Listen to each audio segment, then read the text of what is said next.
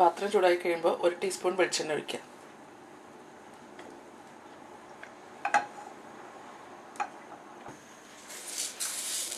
അതിലേക്ക് കുറച്ച് കടുക്,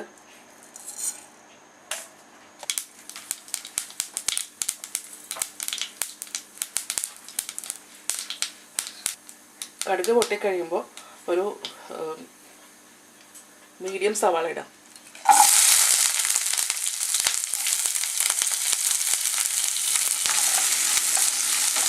സവാള ഒന്ന് ചെറുതായിട്ടൊന്ന് മൂത്ത് തുടങ്ങിയാൽ മതി.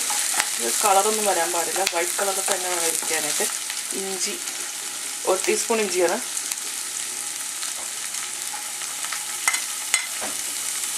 പിന്നെ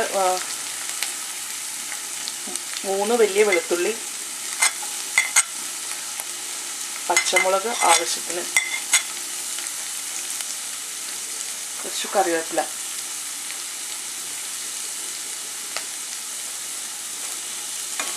ഇളക്കി കൊടുക്കാം.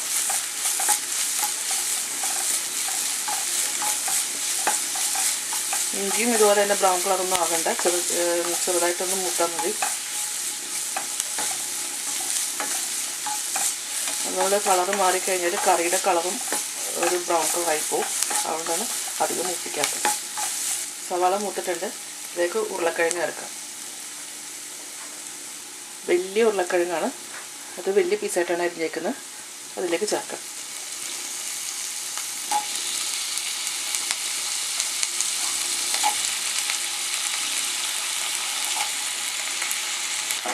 ഈ ഉരുളക്കിഴങ്ങ് എണ്ണയിലൊന്നും നന്നായിട്ട് വഴന്ന് വരണം. ശ്രദ്ധിക്കേണ്ട ആവശ്യത്തിൽ കരിഞ്ഞു പോകരുത്.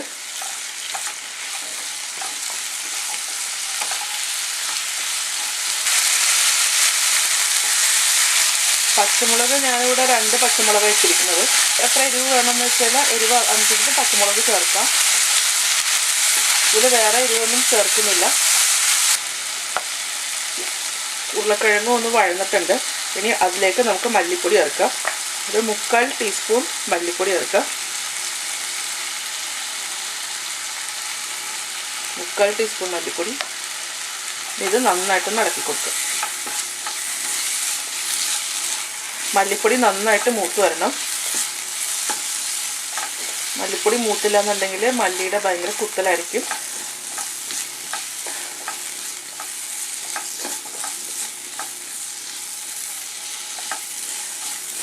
അപ്പോൾ മല്ലിപ്പൊടി മൂത്തിട്ടുണ്ട്. മല്ലിപ്പൊടി മൂത്തു എന്ന് മനസ്സിലാക്കുന്നത് എങ്ങനെയാണെന്ന് വെച്ചാൽ അതിപ്പോൾ എണ്ണയൊക്കെ തെളിഞ്ഞു തുടങ്ങിയിട്ടുണ്ട്.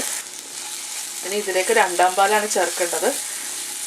അപ്പോൾ എൻ്റെ അടുത്തിപ്പോൾ തേങ്ങാപ്പാലില്ല, അതുകൊണ്ട് ഞാൻ കോക്കനട്ട് മിൽക്ക് കലക്കിയതാണ്. ഇതിപ്പോൾ 1 ഗ്ലാസ് ചൂടുവെള്ളത്തിൽ 1/2 ടീസ്പൂൺ കോക്കനട്ട് പൗഡർ കലക്കിയതാണിത്. ഇത് നമുക്ക് ഇതിനകത്തേക്ക് ഒഴിക്കാം. അപ്പോൾ നമ്മൾ തേങ്ങാപ്പാലാണ് ഒഴിക്കുന്നതെങ്കിൽ 2-ാം പാൽ വേണം ഇതിൽ ഒഴിക്കാനായിട്ട്. ഇനി ഇതിലേക്ക് ഉപ്പ് ചേർക്കാം. ആവശ്യത്തിന് ഉപ്പ്,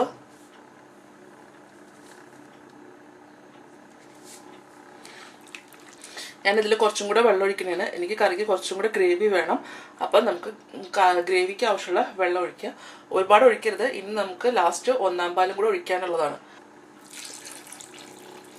ഞാനൊരു 1/2 ഗ്ലാസ് വെള്ളം കൂടെ ഒഴിച്ചിട്ടുണ്ട്. ഇനി ഇത് അടച്ചു വെച്ചിട്ടൊന്ന് വേവിക്കാം.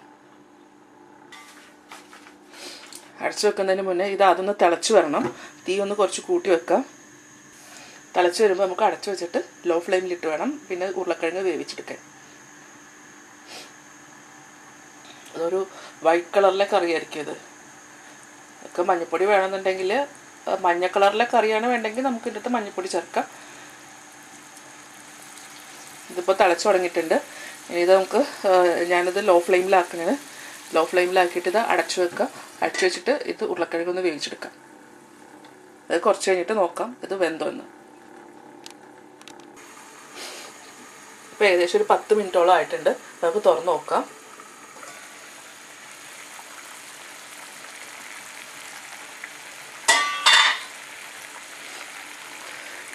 ഉരുളക്കിഴങ്ങൊക്കെ നന്നായിട്ട് വെന്തിട്ടുണ്ട്. ഇനി ഉരുളക്കിഴങ്ങൊന്ന് ചെറുതായിട്ടൊന്ന് ഉടച്ചു കൊടുക്കുക.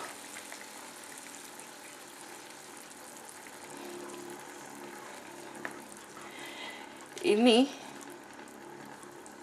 ഇതിലേക്ക് പെരിഞ്ജീരകത്തിൻ്റെ പൊടി,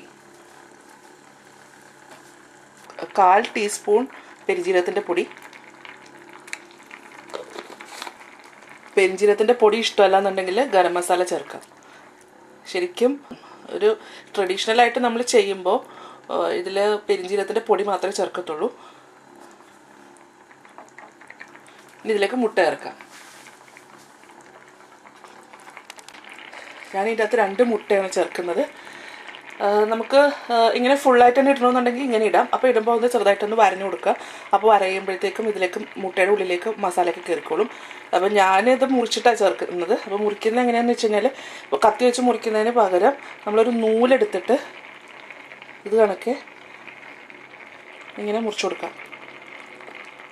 കണ്ടോ, ഇതിപ്പോൾ മുറിഞ്ഞിട്ടുണ്ട്, പക്ഷെ 2ആയിട്ട് വിട്ടിട്ടുമില്ല. അപ്പോൾ അങ്ങനെ ചേർക്കാം.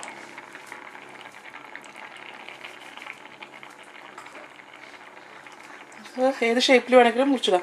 ഇത് 4ആയിട്ട് മുറിക്കണമെങ്കിലും അതുപോലെ 4ആയിട്ട് മുറിക്കാം.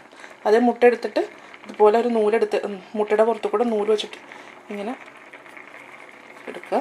അപ്പോൾ 2ആയിട്ട് മുറിഞ്ഞിട്ടുണ്ട്. ഇനി ഇതിലേക്ക് ചേർക്കാം. എത്ര മുട്ട വേണമെന്ന് വെച്ചാൽ അത്രയും മുട്ട ചേർക്കുക. ഇപ്പം ഞാനിവിടെ 2 മുട്ട മാത്രമേ ചേർക്കുന്നുള്ളൂ. ഇതിനി അടച്ചു വെക്കാം. ഒന്ന് കുറച്ച് സമയം ഒന്ന് വെന്തോട്ടെ, 2 മിനിറ്റ് അത് മതി. അടച്ചു വെക്കാം.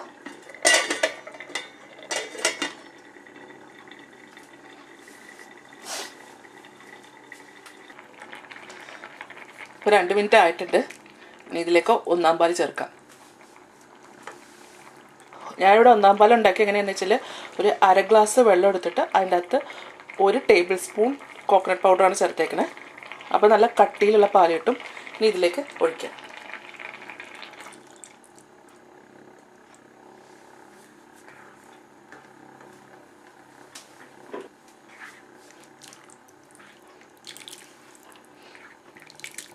അപ്പോൾ ഇതിൽ 1-ാം പാലും നമ്മൾ ചേർത്തിട്ടുണ്ട്.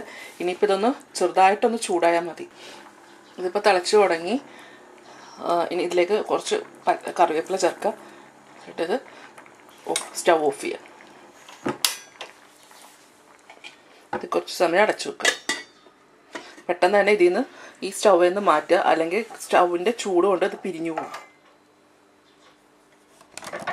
കുറുമ റെഡി ആയിട്ടുണ്ട്. ഈ ചൂടാറി കഴിയുമ്പോഴത്തേക്കും നല്ല കുറുകി വരും.